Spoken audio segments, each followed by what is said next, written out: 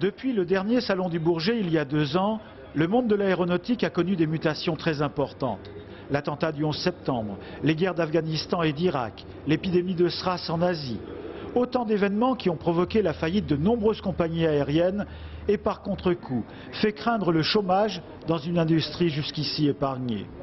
Pourtant, les responsables de ce 45e salon affichent un bel optimisme. C'est un très bon salon puisqu'on a un nombre d'exposants élevé, à peu près le même nombre d'exposants que la dernière fois. Et en termes de fréquentation et surtout d'exposition, au nombre d'avions par exemple, on a à peu près le même nombre qu'en 2001 qui était déjà une année record par rapport aux 44 salons précédents. La morosité frappe pourtant les industriels les plus puissants. Il y a 2 ans, Boeing présentait le Sonic Cruiser, un projet ambitieux d'avion quasiment supersonique.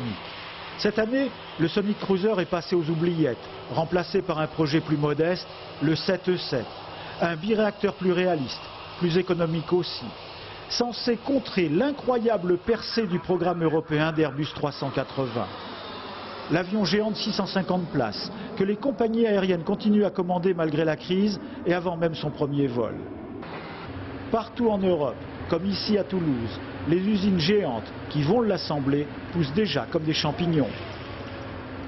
Airbus est aujourd'hui devant Boeing à la fois en termes de carnet de commandes et on prévoit en 2003 de vendre plus d'avions Airbus que d'avions Boeing.